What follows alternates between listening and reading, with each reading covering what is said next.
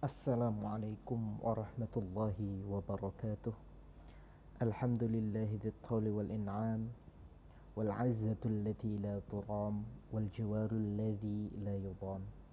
Assalatu wassalamu ala sayyidil anam sayyidina Muhammadinil khatam wa ala alihi wa sahbihi kiram wa jami'i ummatihil khas wal 'am wa ba'd.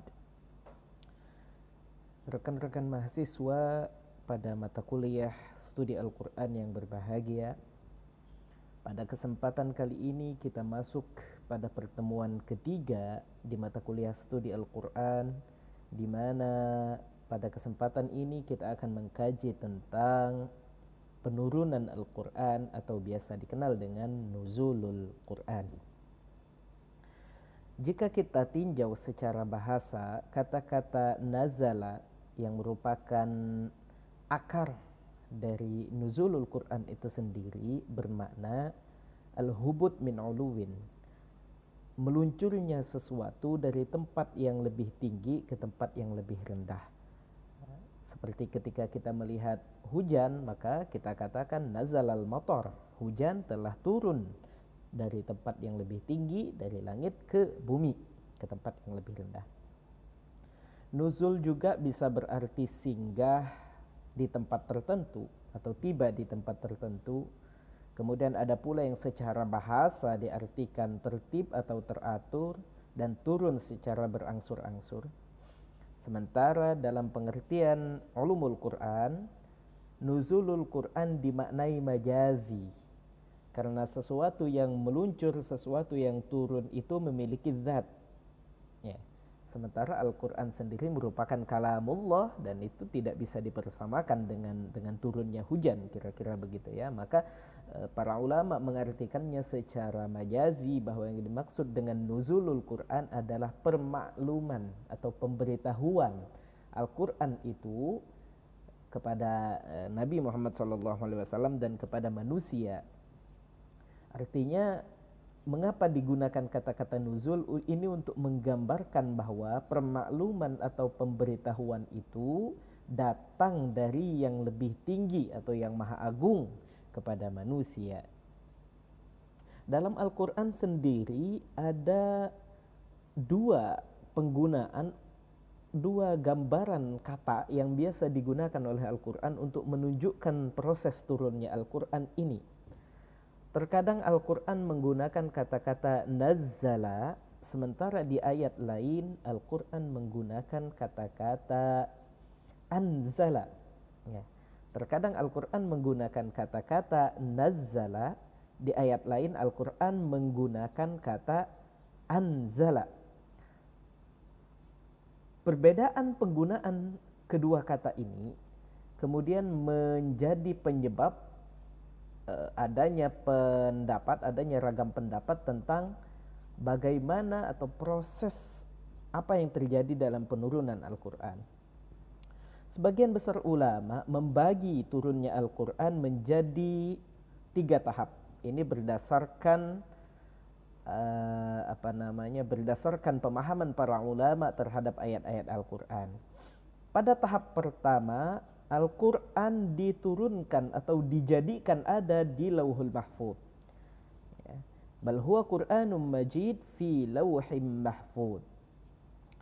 Artinya Allah dengan kemahakuasaannya mempermaklumkan Al-Quran itu di Lauhil Mahfuz atau di tempat di mana seluruh catatan qudrat atau qada dan qadar Allah telah tertulis di dalamnya.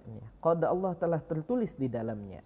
Demikian juga Al-Quran telah berada di Lauhul Mahfuz tersebut. Baru kemudian pada malam Lailatul Qadar masuk kepada tahapan yang kedua, yakni Al-Quran diturunkan dari Lauhul Mahfuz ke Baitul Izzah pada malam Lailatul Qadar. Inna anzalnahu fi lailatul qadar.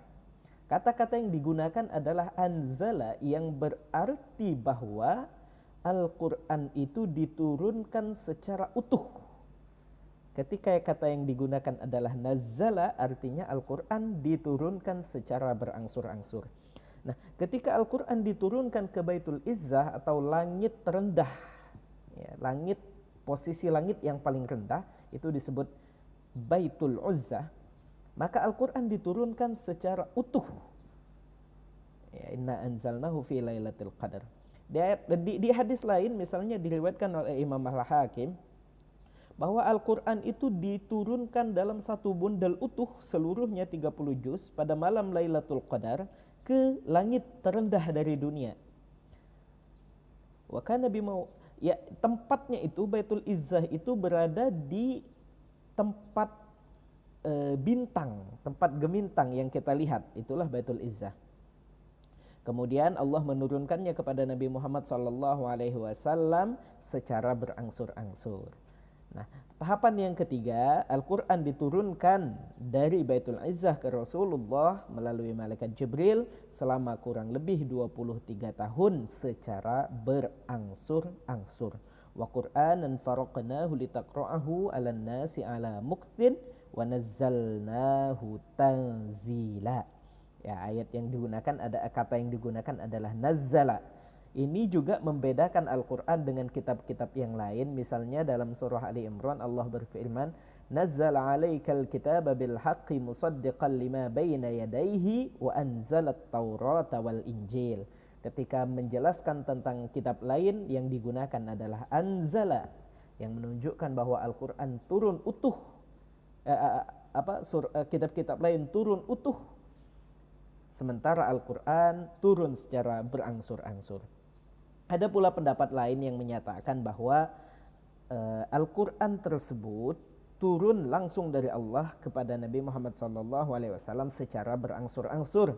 Yang pertama kali turunnya dimulai pada malam bulan Ramadan. Kenapa Al-Quran turun secara berangsur-angsur? Atau hikmah apa yang dapat didapati dari turunnya Al-Quran secara berangsur-angsur? Yang pertama, memperteguh dan memperkuat pendirian hati Nabi Muhammad SAW dalam menghadapi gangguan kaum musyrik. Kadzalika linutsabbita bihi fuadak. Terkadang ayat Al-Quran turun untuk menghibur hati Nabi ketika diganggu oleh umat musyrikin ketika itu. Yang kedua, untuk mempermudah penghafalan Al-Quran oleh Nabi dan para sahabat.